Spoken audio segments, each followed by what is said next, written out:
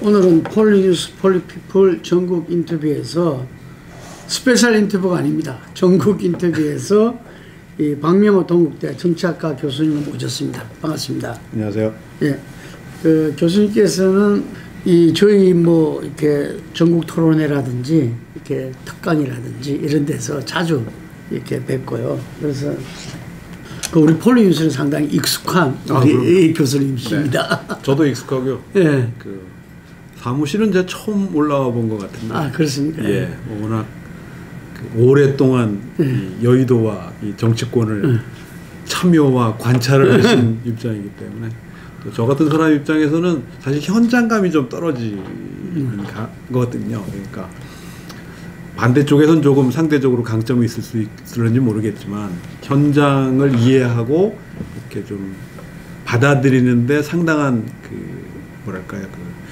여과 장치의 역할을 해주는 곳이라고 생각합니다. 네. 하여튼 뭐 저희는 민주주의 꽃이 선거잖아요. 선거를 통해서 정치와 좀 함께 해왔다라고 이야기할 수 있는데, 이번에 22대 총선 후에 국민의힘 총선 백서 TF 고문으로 활동하셨습니다. 아, 이게 좀 바로 잡아야 되는데요. 예. 그 총선 백서 TF에 고문이나 자문이 있는지는 모르겠어요. 근데 공식적으로 저는 이런 역할을 맡은 적은 아닙니까? 없습니다. 예. 아마 이런 우리 김 대표님 같은 분조차 오해랄까 또는 곡해를 하실 만한 계기가 굳이 있었다면 그 제 기억으로는 국민의힘 백서 TF의 두 번째 회의로 기억을 합니다. 그 일종의 무슨 간담회, 일종의 무슨 공청회까지는 아니고 그들만 모였는데 제 기억으로는 그 두 번째 회의였던 것 같아요. 그 TF 팀에. 그래서 저를 비롯해서 한 4명 정도를 그 초청을 했고 한 30분 정도씩 그 의견을 개진하고 그 TF 인원들, TF 그 팀원들하고 백서 위원들하고 뭐 이렇게 질의응답을 하는 시간을 가졌었는데 그때 이제 아마 제가 그 책임자 리스트라는 용어를 아마 사용을 했었습니다. 그러니까 총선 백서가 총선의 그 패배의 원인과 책임을 다루는 것이라고 한다면 백서 팀에서 보는 총선 참패의 원인이 규명이 되면 따라서 거기에 따른 책임도 누가 또는 무슨 과정에서 책임이 있었다라고 하는 부분에 대해서 언급을 해야 되는 거 아니냐라고 이제 했었고, 지금 이제 논란으로 확대가 됐지만 당시로서는 이제 한동훈 그 전 비대위원장이 전당대회 출마 여부가 뭐 전당대회조차도 아마 일정이 잡히지 않은 상황이었지만 그 책임론이 누구에게 있느냐를 갖고 이른바 이제 언론적 구별에 따르면 뭐 친윤이다, 뭐 비윤이다 또는 반윤의 그 시각이 엇갈리는 상황에서 각자의 정치적 입지와 그 이해관계에 따라서 어느 사람을 또는 특정인을 책임자로 해야 되는 사람이 있었고 그걸 가능한 좀 희석시켜야 되는 사람들의 엇갈림이 있는 상황에서 저가 무슨 특별한 그 누구를 이렇게 지칭하거나 특정해서 한 이야기는 아니었는데 원론적으로 봤을 때는 책임자 리스트를 만드는 게 이 백서의 가장 중요한 역할 아니겠느냐라고 하는 말을 했던 게 조금 논란이 있었던 것 같아요. 그래서 그러다 보니까 아마 우리 김 대표님처럼 대한민국에서 어떻게 보면 가장 정치 고관여층이신데도 이렇게 이제 오해를 하시게 된 것 같고, 그 이후에 상당히 많은 분들로부터 제가 백서 팀에 참여하고 있다라고 말씀하신 분도 많았고, 또 무슨 자문, 뭐 지금 이제 고문까지 승진을 했는데 그렇게 말씀하시는 분들이 있었는데요. 사실관계를 바로잡는다고 하면 백서팀의 자문이나 고문이 아니고 제 의견을 한번 개진한 적이 있었다. 이게 팩트라고 할 수 있습니다. 그 지금 말씀하신 것 중에서 이 총선 책임자 리스트.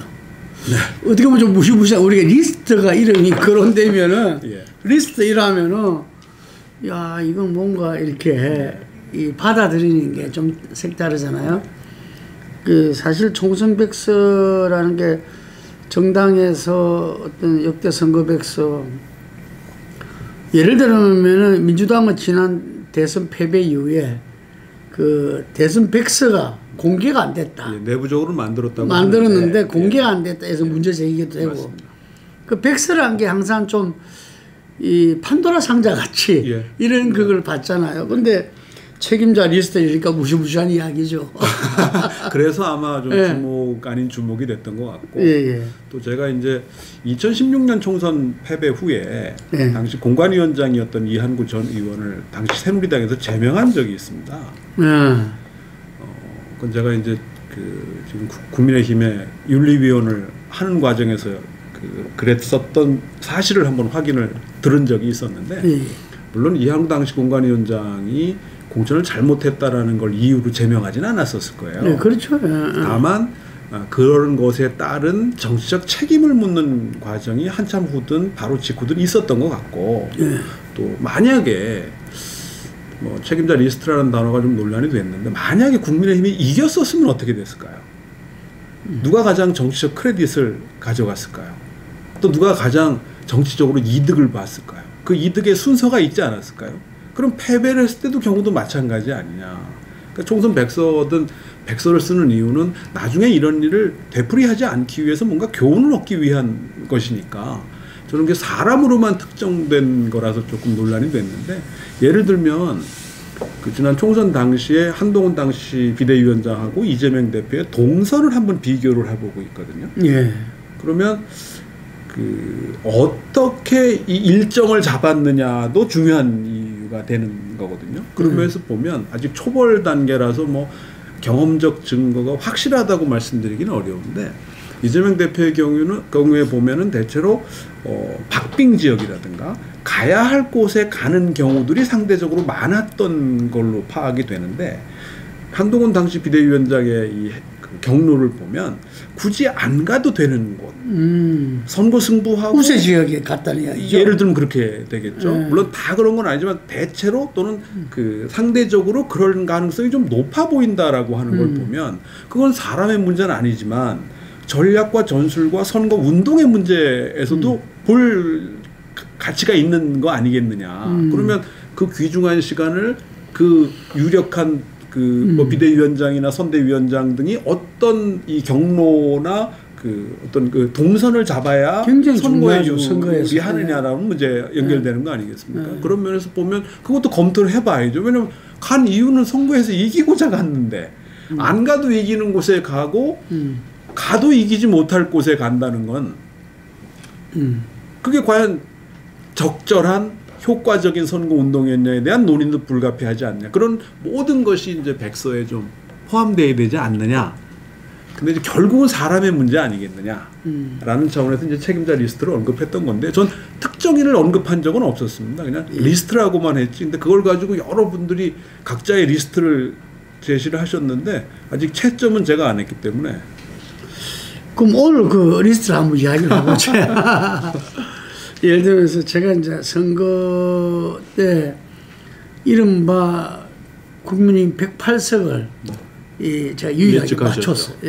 맞췄는데, 그게 이제 저희들이 1년 전부터 역대 선거 결과와 여론조사를 지속적으로 해왔고, 그리고 이 주요지 후보들은 인터뷰를 통해서 또 그 당에 책임 있는, 선거에 책임 있는 분들하고 대화 인터뷰를 통해서 쭉 짚어보면서, 특히 이제 막판에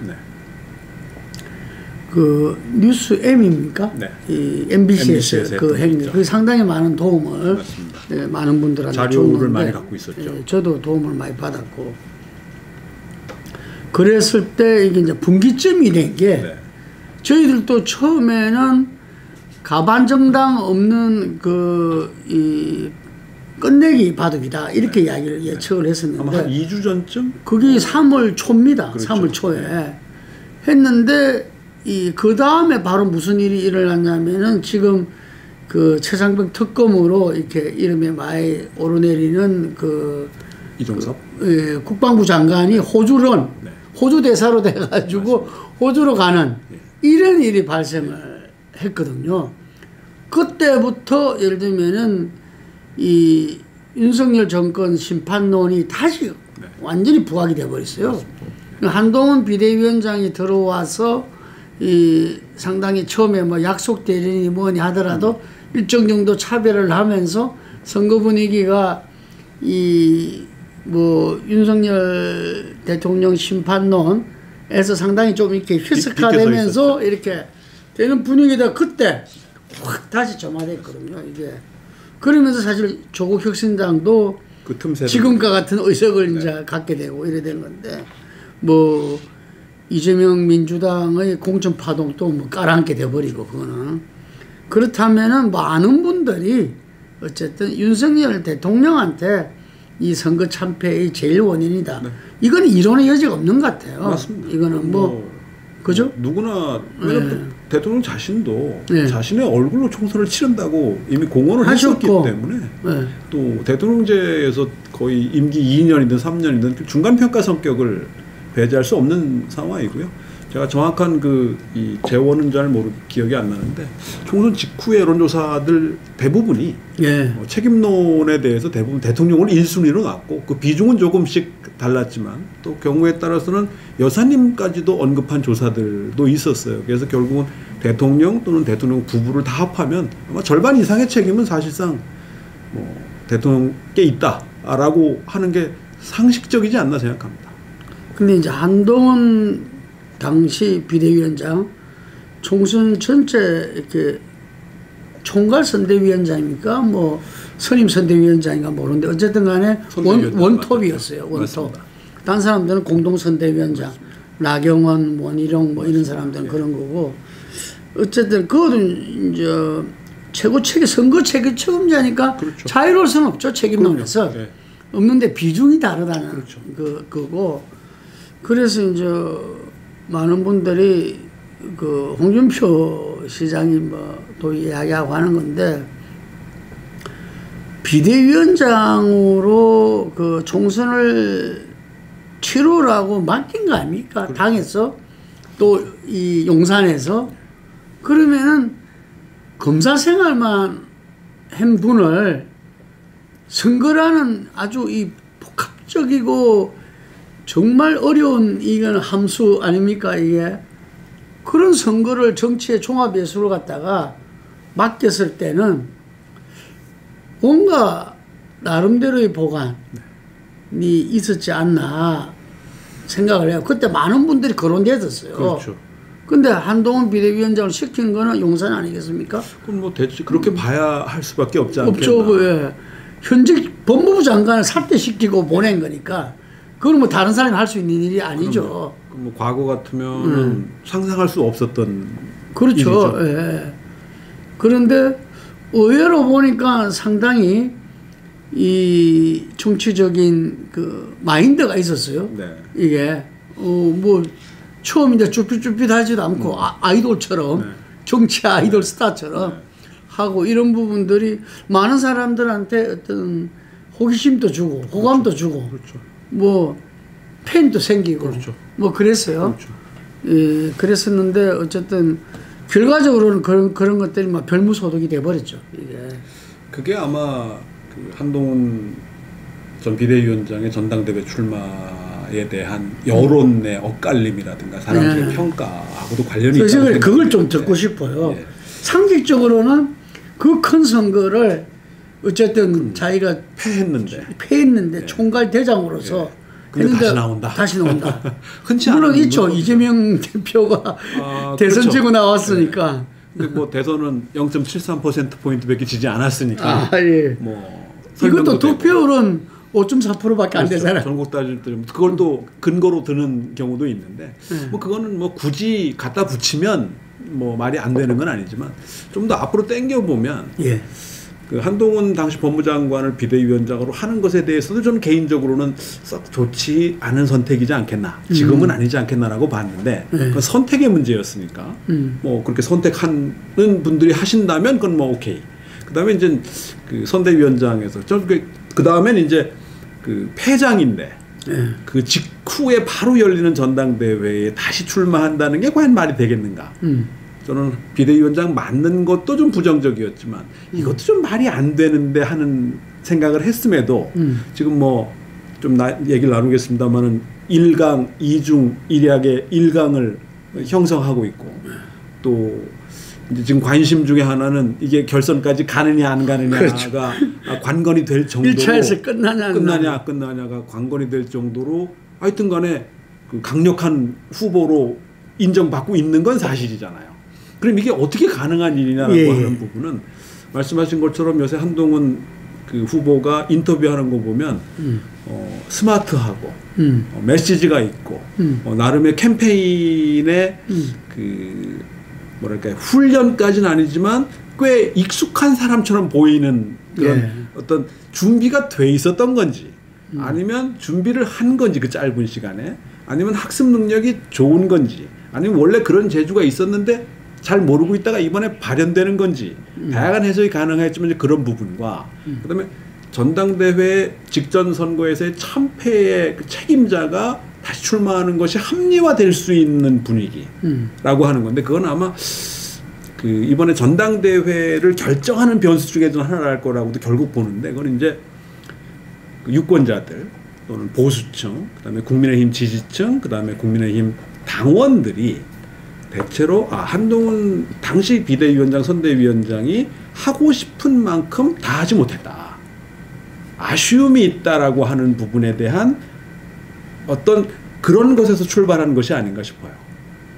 근데 제가 잠깐 이야기를 하자면 좀 전에 말씀하신 중에서 그렇게 큰 선거를 지금 패장으로서 어떻게 바로 직후에 선거 넣을 수 있느냐 이런 말씀을 하시면서 그런데 지금 나와서 하는 모습을 보니까 압도적 지지를 받고 있는데 메시지라든지 그리고 뭐 이게 나와서 여러 가지 이 이미지 메이킹 부분들이 준비된 후보 같아 이런 말씀을 하셨어요. 근데 제가 어제 유튜브에서 이 기자들이 질문에 응답하는 걸 봤는데 뭐라고 질문했냐면은 이런 압도적인 지지에 대해서 어떻게 생각하느냐 물어봤어요.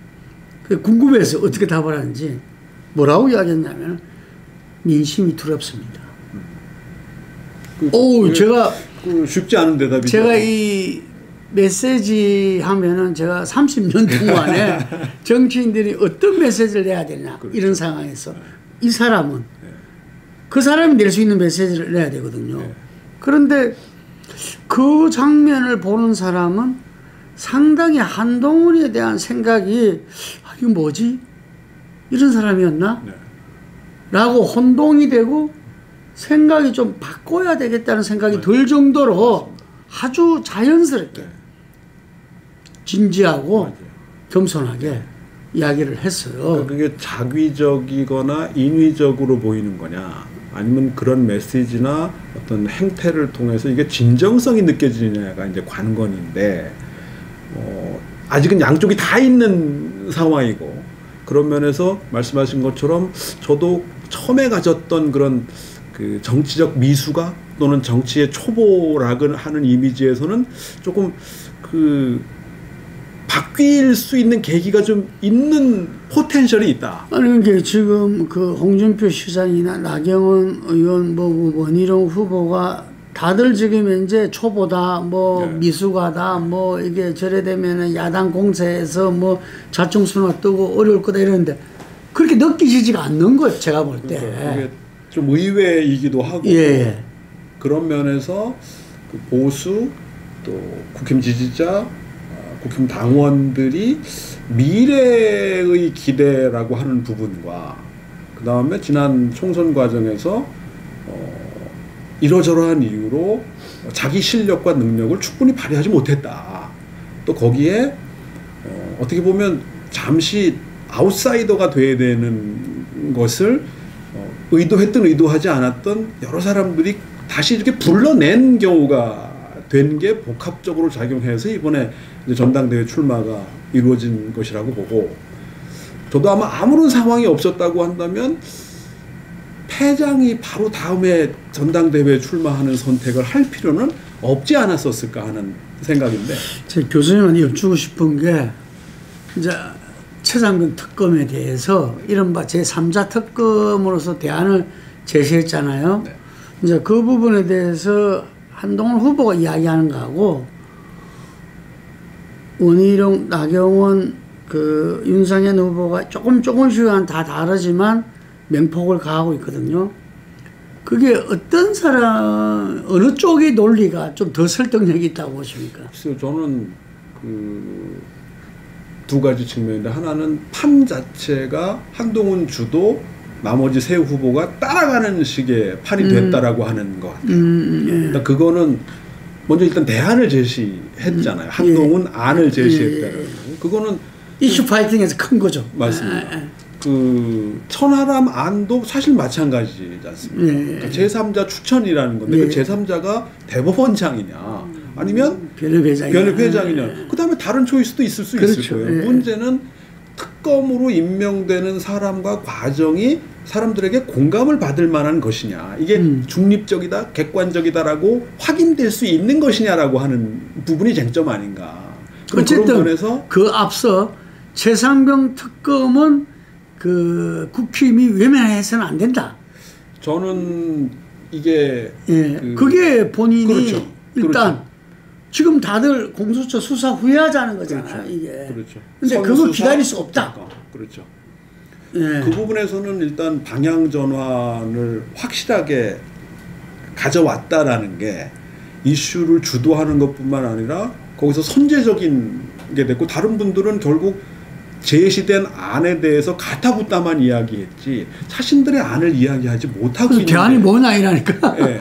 뭐 이건 아니다라는 거 이외에는 할 말이 없게 되는 거라서 오히려 더 궁색해진 게 아니냐. 그게 뭐든 어찌되었든 그 문제를 해결할 수 있는 나름의 안을 제시하고 그걸 가지고 싸움이 벌어져야 되는데, 지금은 일단 방향 튼 것 자체에 대한 비판과 비난이기 때문에 좀 상대적으로 덜 주목받는 게 아니냐. 그래서 저는 최상병 특검에 대한 필리버스터 보셨잖아요. 예. 국회의원들은 당론도 그렇고 확고하지 않습니까? 젊은 의원이든 이 중진이든 어쨌든 간에 이거는 공수처 수사 후에 결과를 보고 뭐 대통령 이야기인 대로 문제가 있다면 우리가 더 적극적으로 제기하겠다. 이런 이야기인데, 어쨌든 한동훈 위원장이 그거를 제기했음에도 불구하고 지지율은 전혀 변동이 없어요. 네.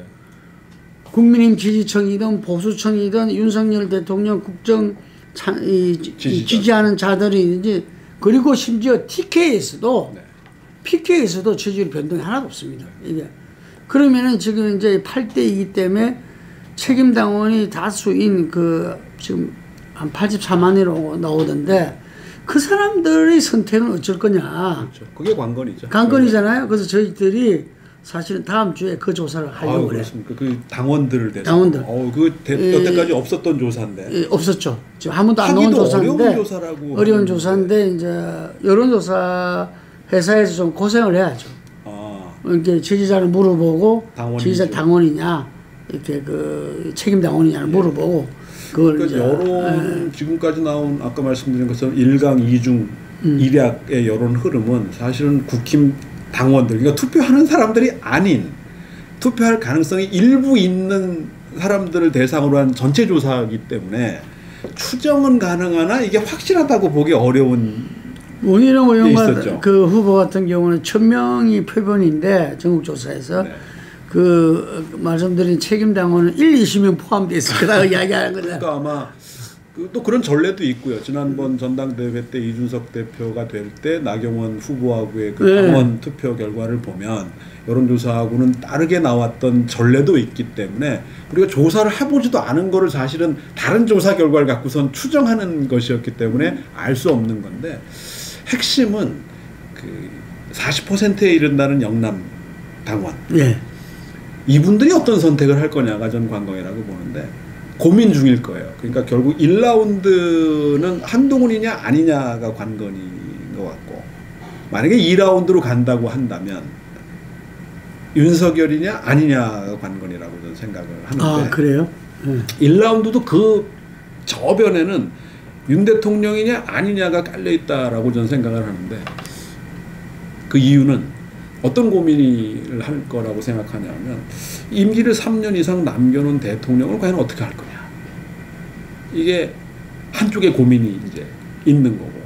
그 다음에 요새 나오는 여러 가지 정황이나 뭐 이러저러한 이야기들을 보면 대통령에 대한 상당한 수의 사람들의 어떤 판단이나 평가가 대충 마무리되어 가고 있는 게 아닌가. 그러니까 아주 이게 왜소화되고 있는 것이 아닌가. 그러면 그 사람들은 어떤 생각을 할까? 한쪽이 이거 대통령을 이대로 둘 수는 없지 않느냐. 임기가 이렇게 남았는데. 그리고 또 다른 그 저변에 쌓인 고민은 또 탄핵을 그럴 수는 없지 않느냐라고 하는 공포감이 한쪽에 있는 것 같아요. 이 반대쪽엔 그럼 이대로 둘 거냐? 그 미래는 어떻게 할 거냐? 앞으로는 어떻게 할 거냐에 대한 고민을 하는 게 아닌가. 그래서 84만여 당원 중에 한 40%의 영남 당원들이 책임 당원들. 이들이 이 두 고민 사이에서 어떤 선택을 하느냐가 관건이 아닐까 생각이 되고, 뭐 폴리뉴스에서 조사를 하신다니까 아마 좀 더 그들의 고민의 그 실체를 파악을 하게 되면 어떤 선택을 하게 될 건지가 이제 좀 예측이 되지 않을까 싶습니다. 현재까지는 어쨌든 그분들도 이 추정이죠. 이것도 추정컨대는 어쨌든 의대한, 어차피 대표는 한동훈이라는 부분에서 거의 벗어나지 않았다. 변화는 없다고 보는데, 그렇기 때문에 오늘 김건희 여사 문자가 폭로되지 않았을까. 네. 뭔가 판을 흔들어야 되니까. 우리는 일상적으로 이거는 선거는 봐왔잖아요. 네. 뭔가 변화를 원하려면 변화를 일으킬 만한 것을 갖다가 던져야 되니까. 이제 문제는 이제 그것도 그 영향도 있고 효과도 있고 뭐 다 있을 텐데, 문제는 이게 잔기술로 가능하겠느냐 아니면 본질을 건드리는 거로부터 가능하겠느냐 쟁점이 되지 않을까 싶어요. 예. 그러니까 이 과거식이죠. 그러니까 이 결국은 그 한동훈 배신자론 또는 좀 더 나가면 한동훈 싸가지론하고 아마 연결이 될 가능성이 높지 않겠나. 예. 한동훈 개인에 대한 비판으로 이제 비난으로 이제 이어지게끔 하려는 의도가 좀 보이는 게 아니냐 하는 생각이 좀 전 개인적으로 드는데, 또 하나의 관점은 이제 이게 성공적이겠느냐. 그러니까 이제 아까 말씀드린 그 고민 이 사이에서 껴서 고민하는 당원들 입장에서 이 대통령 쪽을 좀 더 우선하는 쪽에 이 여론을 만들기 위한 뭐 그런 걸로 보여지는데, 저는 최상병 특검에 대한 찬성 반대로는 안 먹힌다고 판단한 것 같아요. 그러니까 금방 말씀하신 대로 그렇죠. 이제는 개인적인 배신론, 싸가지론. 그렇죠. 이제 그게 과연 성공적이겠느냐는 건 별개의 문제인데, 일부 영향이 있겠죠. 그 뭐 핵심 또는 여러 가지. 그러니까 이준석 싸가지론도 마찬가지 맥락이거든요. 근데 학교에서 제가 학생들로 얘기하다가 깜짝 놀란 것 중에 하나는 이준석 싸가지론에 대해서 어떻게 생각하냐면 한 사람도 동의를 안 해요. 그러니까 왜 일부 세대에서는 이게 싸가지 없다는 쪽으로 그 이해를 하시는 분들이 계시잖아요. 그 세대에 따라 편차가 큰데 중장년층에서는 다들 아마 세대가 높을수록 거기에 동의하시는 분들이 꽤 있고, 제 주변에서도 뭐 제 연령 때부터 위로 갈수록 거기에 상대적으로 좀 이렇게 그것만 좀 고치면 뭐 이런 식으로 말씀하시는 분들이 있는 걸 보면, 그렇죠. 근데 밑으로 내려갈수록 아마 제가 접한 학생들은 가장 밑에 세대에 있다라고 보면 전혀 동의하지 않는 걸 발견했는데. 그런데 제가 이준석 그 의원을 인터뷰를 포함해서 진짜 한 여러 차례 그 당대표 아웃되고 난다서 만났거든요. 정말 예의 바르고 겸손하고 진중해요. 근데 본인 보고 왜 이런 이미지를 갖게 되느냐 하니까 이 친구 말에 의하면은 누가 자기를 공격을 하면은 거기에 대한 자기는 대응을 해야 된다고 늘 생각한다. 그리고 그 대응도 확실하게 해야 된다. 근데 그게 이제 우리 눈에는 사람들 눈에는 그렇게 보이는 거죠. 게임 세대의 특징으로 그걸 설명하시는. 그러니까 그렇겠죠. 젊은 친구들은 그렇게 안 느껴지는 거죠. 그러니까 그게 무슨 상관이냐? 뭐 이런 그게 중요한 거냐? 게임에서 이렇게 이해를 하는 것 같더라고요. 게임에서는 뭐 더 굉장하다면서요. 그렇죠. 그러니까 뭐 저도 게임을 안 해봐서 안 해봐서 모르는데 아들 하는 걸 보면 그 맥락에서 이해를 하면 그게 그들에겐 맞는 거죠. 이건 옳고 그름의 문제가 아니고 그걸 내가 어떻게 받아들이고 이해하느냐의 문제이기 때문에 그렇게 이해하는 거를 가타부타 얘기할 대상은 아닌 게 되는 거예요. 그러면 한동훈 이 공격도 젊은 층한테는 안 통하겠는데, 그죠? 근데 이제 그 그렇죠. 책임당한 다수는 이제 중장년층이 여러 효과를 감안했다라고 봐야 되겠죠. 예. 과연 이게 이제 이런 식의 캠페인이 적절한 것이냐, 효과적이겠느냐 하는 거는 이제 뭐 그들의 판단이 있겠죠. 근데 제가 볼 때는 어쨌든 뭐 윤석열 대통령 용산 친윤 뭐에서는 할 수 있는 건 다 할 겁니다. 예, 왜냐하면 지금 공포 마케팅이라고 하는 것들이 뭐 느닷없이 그 이야기하는 게 아니고 네. 공포 마케팅 핵심이 한동훈이 그 후보가 당 대표가 되면은 어쨌든 간에 윤석열하고는 선을 그을 것이고, 그리고 오히려 집권 여당이 이렇게 차별화를 위해서 자기 미래를 위해서 그러면은 윤석열 정권은 망한다.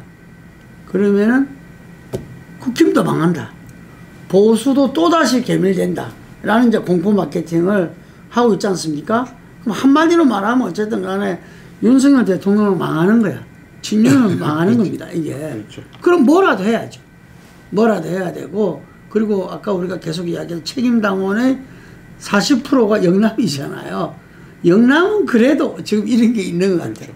수도권도 37%인데, 그건 어쩔 수 없고, 그렇죠. 예를 들면은 흩어져 있기도 하고. 흩어지기도 하고, 뭐, 그런 민심하고 또 같이 갈 수도 있고, 또 국힘에 대해서 수도권 원외위원장이나 그 당원들이 전부 다 이렇게 불만들이 많잖아요, 이게. 그렇기 때문에 요 40%, 근데 이 40%에 기대하는데, 거꾸로 말하면 한동훈 후보도 이 40% 영남 그 책임당원의 벽을 넘어야 1차에서 이길 수 있다, 이런 거죠.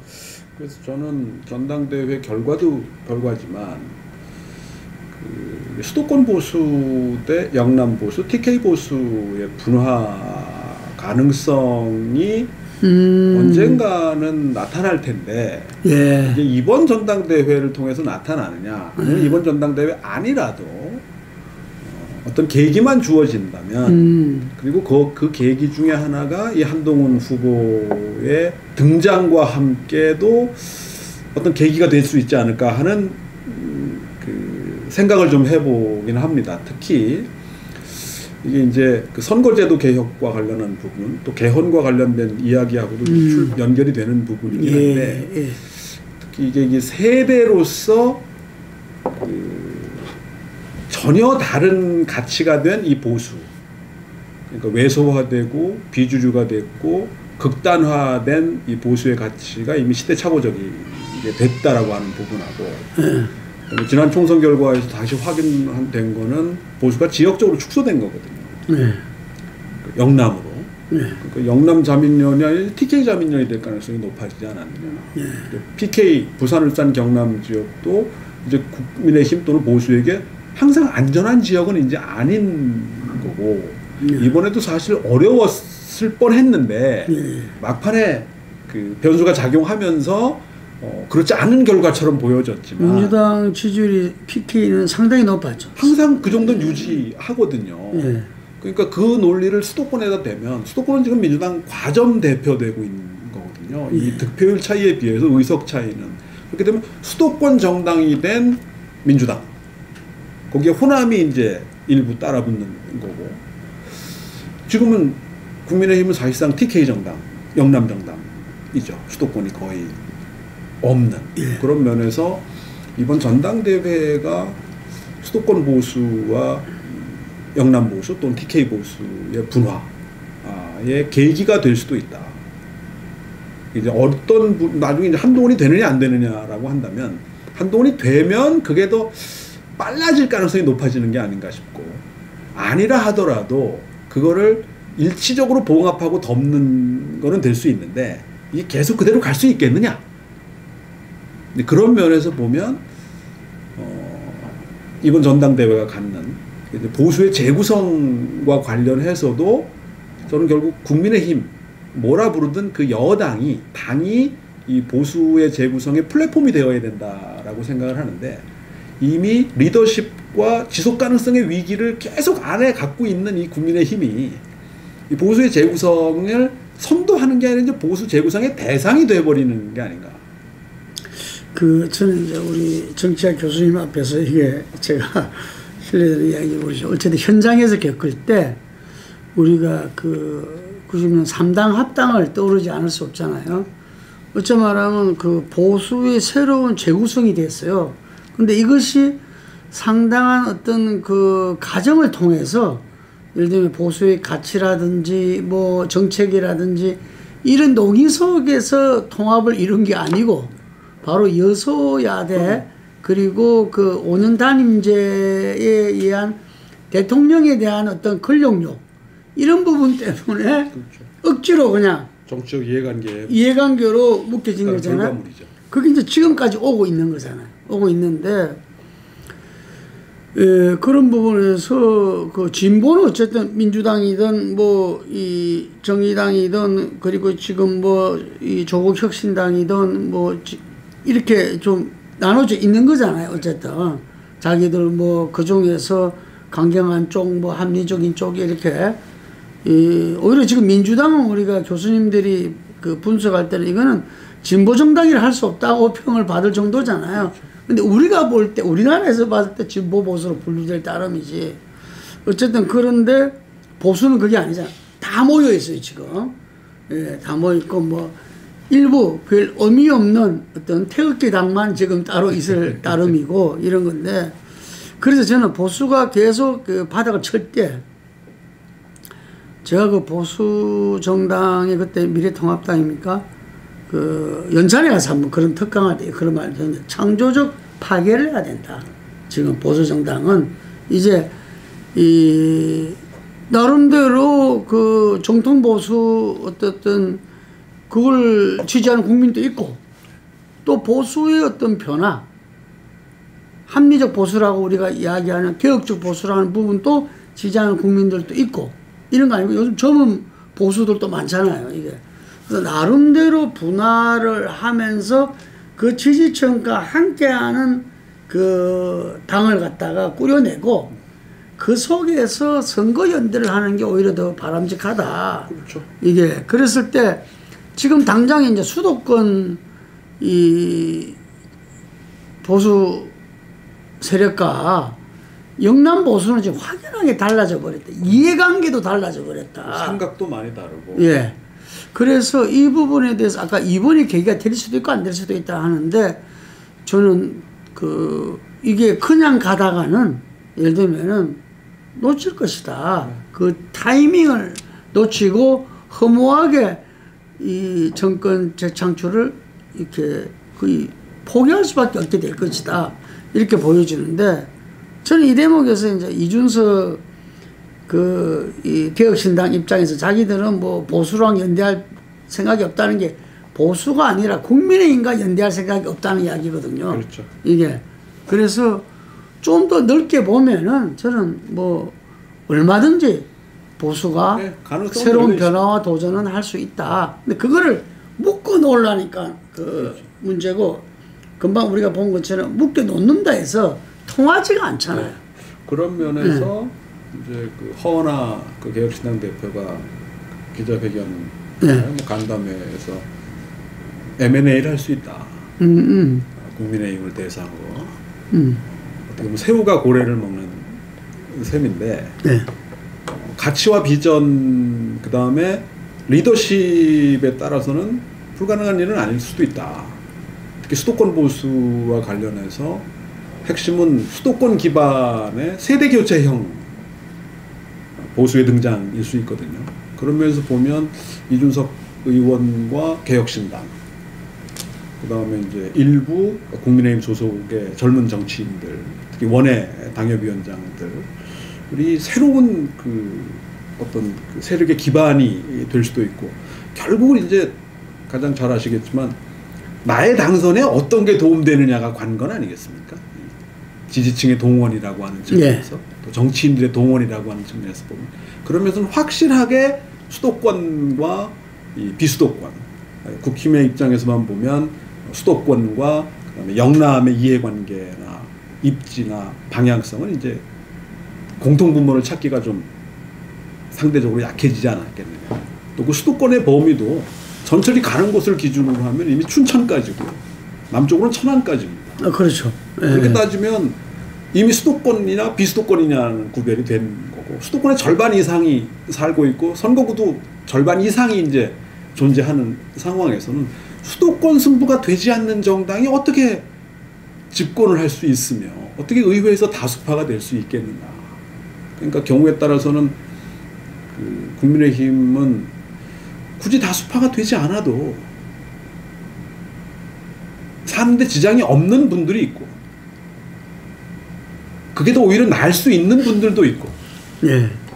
그렇게 하지 않으면 할 수 있는 게 아무것도 없는 분들로 두 종류로 나눠지는 거 아니겠느냐. 그럴 때는 뭐 어쨌든 부부도 요즘은 함께 살 수 없을 때는 뭐 이혼이 더 합리적이다 이런 말이 있지 않습니까? 이게 예. 이 지금 최상병 특검에서 지난주부터 그 해병 그 사단장 이름 뭐죠? 임성근. 네, 임성근 사단장을 구하기 위해서 지금 무리수를 떴다 이런 이야기에 놓고, 그 사단장이 결국은 김건희 여사와 연결돼 있다라는 것들이 뭐 장안의 화제였어요. 그게 그러게요. 이게 참 정황상 좀 착잡하죠. 그러니까 이제 어디까지가 사실이고 네. 어디부터가 사실이 아닌 게 막 지금 섞여 있어가지고. 맞습니다. 예. 문제는 저는 솔직히 말해서 이거 뭐 그 구체적인 내용이나 이런 것에 대해서 진위 여부나 또는 판단을 하기는 어려운 건데, 제가 이제 초점을 두고 있는 건 이러저러한 것들이 쌓여서 대통령과 대통령 부부에 대한 사람들의 생각이 과연 어떻게 바뀌고 있느냐라고 하는 부분인데, 특히 대통령과 관련해서 이게 신뢰의 위기를 자꾸 지금 쌓아가고 있는 게 아닌가. 이게 지금 최상병 특검뿐만 아니라 계속 쌓인 게 있거든요. 근데 이게 흐릿하지만 어떤 방향성을 계속 보여주고 있는 것처럼 사람들이 느끼기 시작한다는 게 문제 아니겠느냐. 그 다음에 처음에는 뭐 혹시 아닐 수도, 뭐는 그러려니, 뭐 이런 생각들이 자꾸 쌓이는 것에 따른 사람들의 생각의 변화. 근데 신뢰의 위기는 그렇다 치더라도 이게 이제 능력의 위기로 이제 가게 되면 이게 상당히 포텐셜이 커지지 않겠는가. 그러니까 거기에 이런 부담이 이제 늘어나는 게 결국은 최상병 특검도 그렇고 김건희 여사 특검도 마찬가지고, 이런 게 전부 지금 대통령과 대통령 부부를 향하고 있다라고 하는 것에 대한 부담 아니겠습니까? 또 그것의 끝은 지금 닥치고 공격 모드의 민주당이 갖는 탄핵이라는, 이거 뭐 불과 몇 년 전만 해도 이게 탄핵이란 단어 자체가 그렇게 흔하게 들을 수 있는 단어가 아니었는데, 이제는 뭐 검사 탄핵뿐만 아니라 장관 탄핵, 또 대통령 탄핵까지도 뭐 이게 그냥 일상적인 용어가 된 세상이 돼서 뉴노멀이 된 거죠. 그래서 과연 이게 좋은 건가? 이게 제대로 지금 우리가 가고 있는 건가에 대한 의문을 갖게 하는 게 좀 걱정되는 우려스러운 대목 아닌가 싶어요. 이제 정치학 교수님도 이렇게 헌법이라든지 이런 법을 잘 알아야 되겠어요. 그죠? 맞습니다. 법 이야기가 뭐 너무 자주 나오고. 그렇죠. 법적인 기준이. 그러니까 이제 이게 어떻게 보면 우리나라 발전 경로로 보면 거의 한나의 시대를 마감을 확인하는 게 아닌가 싶어요. 그러니까 대학 전공의 인기를 보면 후진국일수록 정치학, 법학이 일단 경쟁률이 높고 인기가 많다는 거예요. 그러니까 이제 발전이 할수록 경제 경영으로 갔다가 광고, 홍보, 미디어 커뮤니케이션 뭐 이런 걸 거쳐서 그 다음 단계에 가면 인류학이나 고고학, 뭐 심리학 이렇게 이제 그 패턴이 좀 바뀐다라고 하는 건데, 지금 이번에 뭐 그 국민의힘 당권 4분 중에 3명이 서울법대죠. 법대시고 또 법조당의 이미지가 사실은 국민의힘은 전통적으로 강하긴 했는데, 그러니까 모든 걸 법대로 하려고 드는 거죠. 틀린 건 아닌데 문제는 다 법대로 해결이 안 된다는 데 문제가 있는 건데 그런 면에서 보면 이제 그런 시대가 거의 이제 마감이 되고 있다라는 거를 역설적으로 확인해 주는 게 아닌가. 그런 면에서는 역시 이제 세대 교체가 불가피하겠다. 예. 그 이재명 지금 전 대표죠 이제 네. 전 대표인데 지금 거의 뭐 추대 분위기입니다.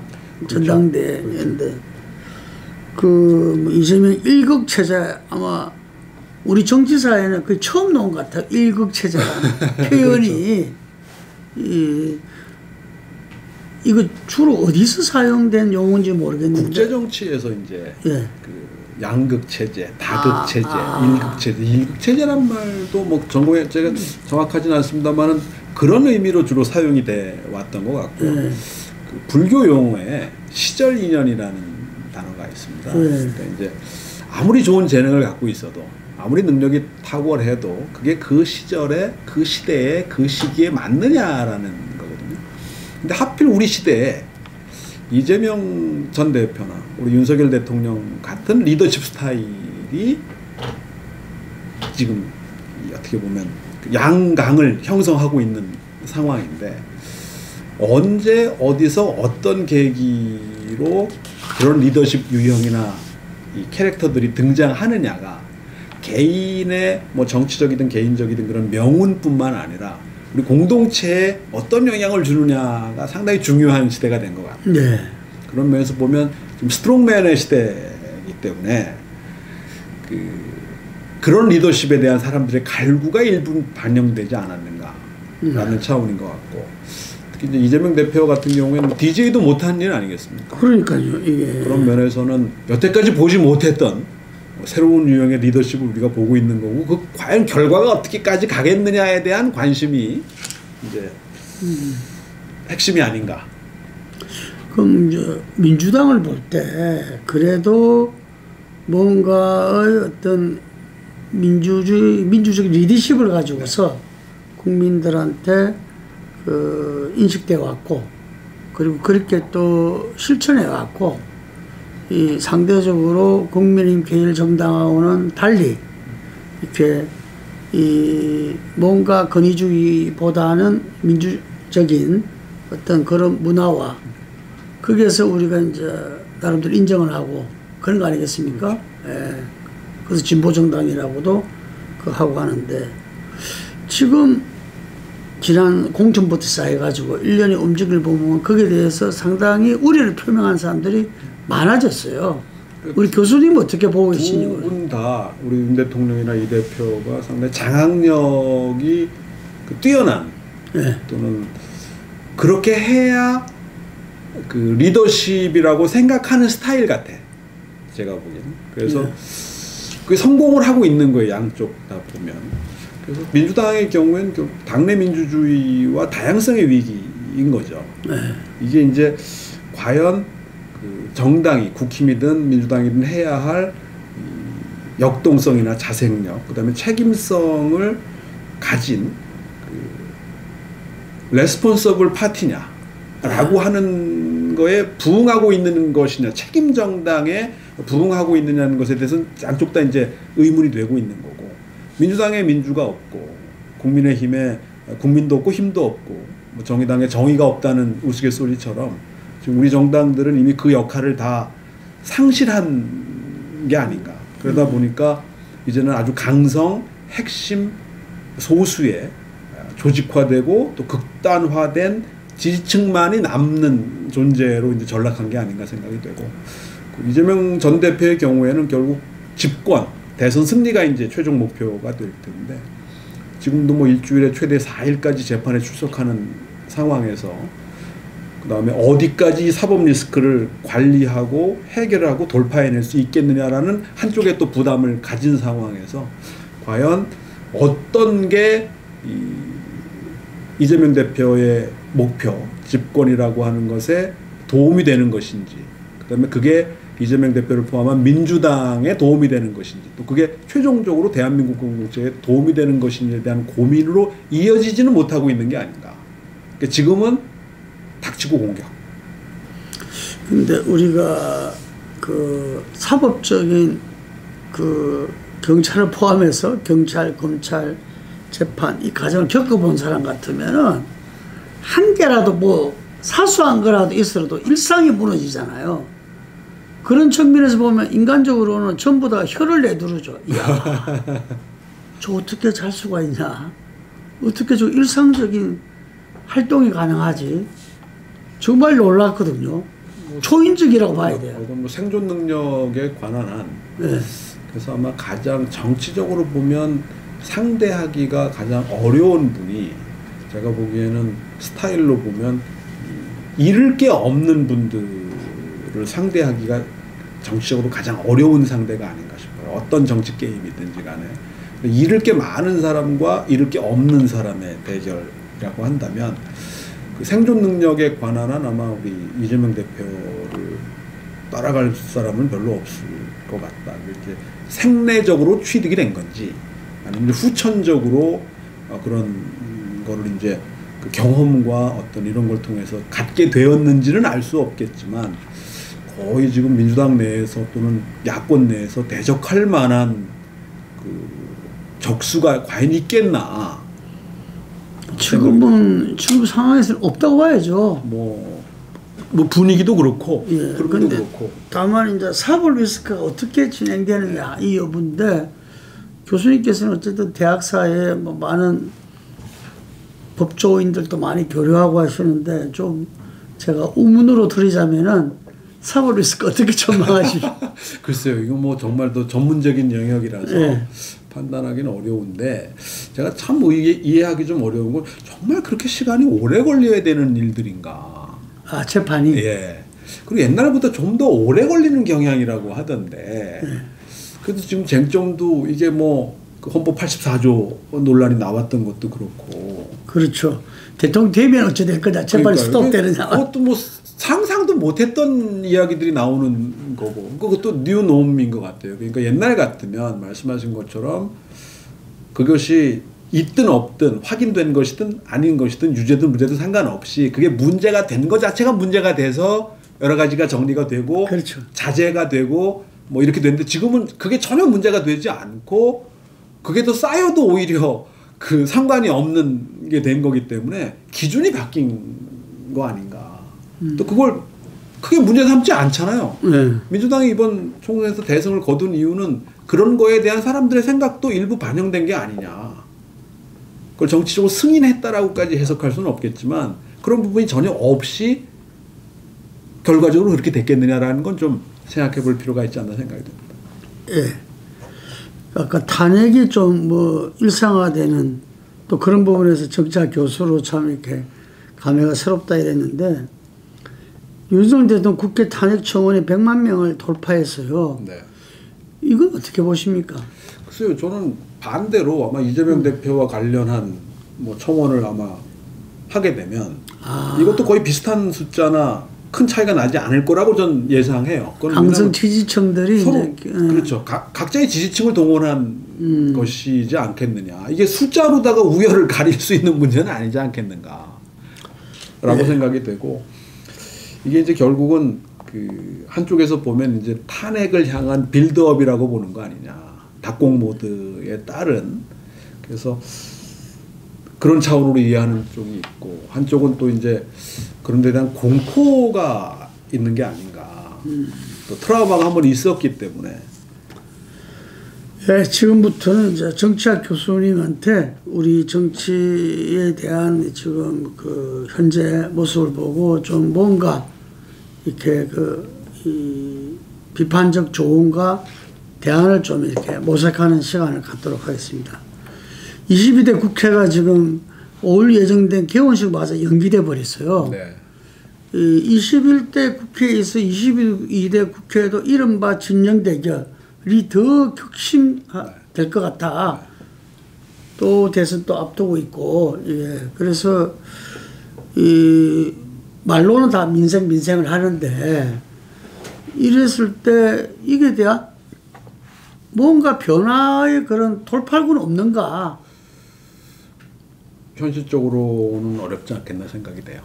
왜냐하면 여야를 불문하고 결국 자기가 본 거, 자기한테 가장 중요하다고 생각하는 거에 초점을 두는 게 정치인 아니겠습니까? 네. 근데 그게 과연 대부분의 사람들의 삶과 생각과 어느 정도 이게 일치하느냐? 저는 이게 관건이라고 생각하는데 그런 면에서는 시간이 갈수록 더 멀어졌다.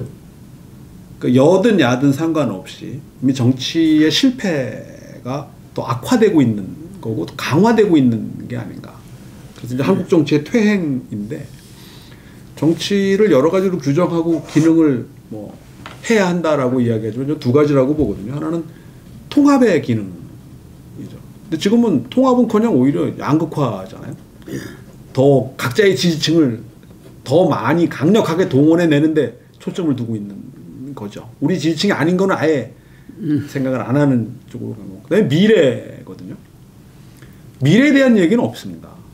전부 과거에 대한 이야기만 하고 거기에 따른 책임이 누가 있느냐에 초점을 두고 있는 거라고 한다면 과연 정말 이 소는 누가 키우는 건지.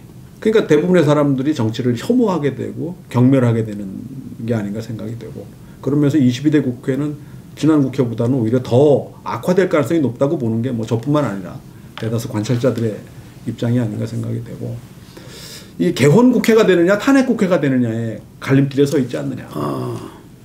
개헌 국회가 되는 게 좋은데 합리적일 수 있는데 이상적일 수 있는데 그건 정말 이상일 것 같고 탄핵 국회는 최악인 거고 그럼 탄핵 국회와 개헌 국회 사이에는 뭐가 있느냐. 대치 국회죠. 그냥. 지금처럼 전쟁 같은 정치, 힘의 정치, 정쟁 이것만 반복되는 상황이 아니겠느냐. 그러니까 돌파구가 없는 거고 그 돌파구를 만들어내야 할 뭐 주요 행위자들도 거기엔 그렇게 크게 관심을 갖고 있는 것 같아 보이진 않아서 좀 더 우려되는 부분이라고 생각합니다. 그래서 그런 부분들이 우리 인류가 지금까지 있던 정치 제도에서 지금 어쨌든 민주주의 제도가 계속 가고 있는데 이 민주주의 제도의 붕괴를 이야기하는 분들이 점차 늘어나고 있어요. 예. 그 이제 더 안타까운 건 이게 민주적으로 선출된 민주적 과정에 의해서 합법적으로 선출된 리더십이 그것은 뭐 대통령이라고 하는 정부나 이런 거 말고 국회도 마찬가지고 정당도 마찬가지고 그런 민주적 리더십이 민주적 절차에 따라서 민주주의를 위협하는 상황이 된 거예요. 그러니까 이게 절차상 아무런 하자도 없는 건데 결국 본질은 위협을 받는 상황이 되는 것이 아니냐. 그래서 여기 한 두세 가지가 이게 결정적으로 영향을 미치고 있다고 생각하는데 첫 번째는 공공성의 부족 또는 공공성의 몰 이해가 아닌가 싶어요. 공적인 일을 하는 정치의 기본 기능이 뭐냐? 공적인 일이라고 하는 것에 대한 이해가 이게 지금 많이 좀 약화되어 있는 건 아예 없는 게 아닌가. 그건 뭐 정치뿐만 아니라 하다못해 친목회의 총무회장도 공적인 일이거든요. 여러 사람의 이해와 관련된 일이기 때문인 거죠. 그럼 대한민국 사람 전체와 관련된 일이라고 한다면 이건 최고의 공적인 일인데 과연 스스로가 최고의 공적인 일을 하고 있다는 생각이 있는 건가? 여야를 불문하고 이런 저희가 생각이 되고. 그러니까 이제 정치의 역할이 뭐냐라고 하는 부분에 대한 이해도 역시 많이 없어지거나 거의 생각해보지 않은 거 아닌가. 그러니까 미래를 이야기해야 하고 통합의 구심점이 되어야 되는 정치의 역할이 아니라 양극화와 오히려 갈라치기 그 다음에 과거를 지향하는 정치가 됐잖아요. 그러니까 정치는 결국 뭘 왜 해야 되는지를 이야기해야 되거든요. 이 공동체를 위해서. 근데 거기에 대한 우리 논의는 얘기는 거의 없는 게 아닌가. 근데 마지막으로는 이제 그 갈라치기에 누가 먼저 했는지는 모르겠는데 결국 정치적 부족주의가 된 거 아니겠습니까? 조직화된 극단적 소수가 결국 다수를 지배하는 상황이 된 거죠. 아주 민주적인 리더십이 민주적 절차에 따라서 민주주의를 위협하는. 근데 사람들의 삶은 더 어려워지고 피폐해지고 공동체는 붕괴되는 지경 앞에 놓인 거죠. 근데 모든 문제에는 답이 있지 않겠어요? 어떡합니까 이거? 그러니까 이제 두 가지인데요. 예. 결국 시민 회복, 시민성의 회복인데 결국 유권자의 문제, 유권자의 선택이 관건인 거죠. 결국 그다음에 리더십이라고 저는 생각을 하는데 누가 어떤 비전과 가치를 갖고 여든 야든 우리 정치, 우리 대한민국 공동체의 미래를 위한 가치와 비전을 제시할 수 있겠느냐. 무엇을 왜 해야 되는지에 대해서 설명할 수 있고 설득할 수 있고 제시할 수 있겠느냐라는 게 관건 아닐까 싶어요. 이런 리더십들이 모여서 여든 야든 그게 선거제도에 대한 개혁 논의로 이어져야 되고 그 최종적인 완성은 개헌으로 끝나는 거다. 근데 그 개헌은 이번 국회에서 하면 가장 베스트하겠지만 아닐 수도 있다. 그런 면에서 전 대통령의 역할이 가장 중요하다. 윤 대통령의 무기는 3년이라는 시간이에요. 아, 오히려 무기다. 그러니까 그 무기를 무기로 쓰면 무기가 되는데 무기가 아닌 걸로 쓰면 버티기의 수단일 뿐인 거죠. 그러니까 어떤 선택을 하겠느냐. 왜냐면 물꼬는 대통령이 전 터야 된다. 윤 대통령이 밖에 할 수 없는 일일 거다라고. 개헌에 대한 물꼬 말씀하시는. 그게 개헌이 될 수도 있고요. 네. 아니면은 여러 가지 방안이 있을 수 있다고 저는 생각해요. 개헌은 아마 최종적인 모습일 수 있고 거기까지 갈 수 있는 정도의 정치적 이 토양과 이 분위기나 흐름이 되겠느냐라고 하는 거는 좀 의문스럽지만 가장 일단은 올해까지는 또는 올 상반기까지는 가장 많은 초이스를 가지고 있는 선택지를 가지고 있는 분은 대통령일 것이다. 저는 총선 이후에 대연정을 하라 그랬어요. 그게 본인도 살고 나라도 살고 이 극단적인 진영 대결의 정치에서도 아까 말씀하신 정치의 그 회복이 되는 거잖아요. 그러니까 거래를 했어야 되는데 지금 이제 원칙의 문제만 자꾸 이야기를 하기 때문에 그 물꼬를 터야 되는 대통령. 저는 그 굳이 따지면 2022년 대선 직후에 총리 지명권을 제1야당에게 주는 게 시작이라고 생각을 했던 거예요. 지난 대선 직후에 차이가 워낙 얼마 안 났으니까. 그리고 이번 선거도 지금 전혀 아무도 관심 없는 사안이 됐지만 총리 지명부터 가장 낮은 수준에서 여야 아니면 제일 앞에 있는 거는 제1야당에게 총리 추천권을 주는 거고 그게 좀 부담스러우면 교섭단체별 총리를 복수로 추천해라. 대신 전제는 그들 중에 지명하는 사람은 국회에서 통과시킨다. 지금 야당이 동의하지 않으면 인사와 관련해서 아무것도 할 수 없는 상황 아니겠습니까? 한동수 총리가 그냥 가고 있잖아요. 그러니까 지금은 총리가 누군지도 잘 모르지만 총리를 바꾼다고 얘기했던 적이 있었나 싶을 정도로. 근데 그게 상징이거든요. 그게 뭐 타협이니 연정이니 협치까지 가지 않더라도 정치를 하는 정치가 이루어지는 출발점이 될 수 있을. 정치한테 동의다 했으면 그것이 출발적 총리에 대해서 저는 그렇게 생각했어요. 추측을 줘라. 예. 근데 뭐 2022년은 말할 것도 없는 거고 뭐 총선 후에도 뭐 일부 논의가 아마 없진 않았던 것 같은데 아이디어 차원에서라도 여러 옵션 중에 하나였겠지만 가장 선택하지 않을 초이스 중에 하나였지 않았었을까? 저는 이렇게 생각해 봅니다. 한동훈 그 후보가 의뢰안으로 1차든 결선이든 가서 만약에 당대표가 되면은 그게 국민들한테 좋은 계기가 될 수도 있겠다. 그렇죠. 왜냐하면은 이제는 윤석열 대통령이 변하지 않을 수 없게 된다. 뭔가 국힘하고는 다른 뭔가를 생각하지 않을 수 없고 바로 그것은 야당까지도 아우르는 국민의 대통령의 출발이 될 수도 있지 않겠냐. 그러니까 아까 말씀드린 양극단인데 무기가 되느냐 버티기가 되느냐 그 사이에 어딘가일 텐데 그걸 다른 말로 표현하면 윤 대통령 입장에서는 이게 강제되는 거냐 아니면 스스로 선택하는 거냐의 차이일 수도 있어요. 그 사이 어딘가에 있을 수 있습니다. 저는 만약에 한동훈 대표가 되면 그게 상대적으로 빨리 오는 거고 만약에 한동훈 후보 아닌 다른 세 분 중에 한 분이 된다 하더라도 그걸 연기시키는 거에 불과하지 않겠느냐. 결국 그 본질적인 대세의 방향을 과정에서 벗어나기는 어렵지 않겠냐. 어느 정도 안에서 마사지를 하고 조절을 하고 형태를 바꾸는 건 되겠지만 그 기본적인 방향성 자체를 바꿀 수 있다? 그거는 좀 무리 아니겠느냐. 그래서 결국은 영남 당원들이 윤 대통령을 한쪽에 놓고 또 미래를 한쪽에 놓고 그 사이에 어디쯤에서 어떤 선택을 하느냐.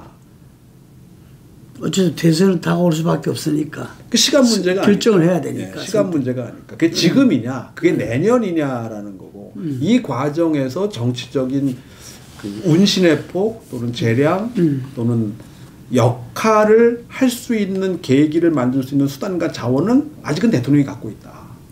그래서 이걸 선제적으로 또 자발적으로 쓰느냐, 활용하느냐, 아니면 수동적으로 강제되느냐의 그 사이 어딘가에 있을 거다.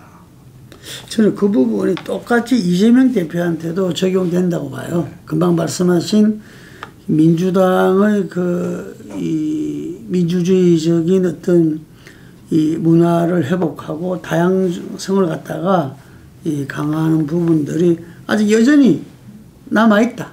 그래서 핵심 지지층뿐만 아니라 이렇게 얼마든지 중도까지도 포괄하면서 정권 교체를 이뤄낼 수 있는 어떤 그런 정치인이 될 수 있다.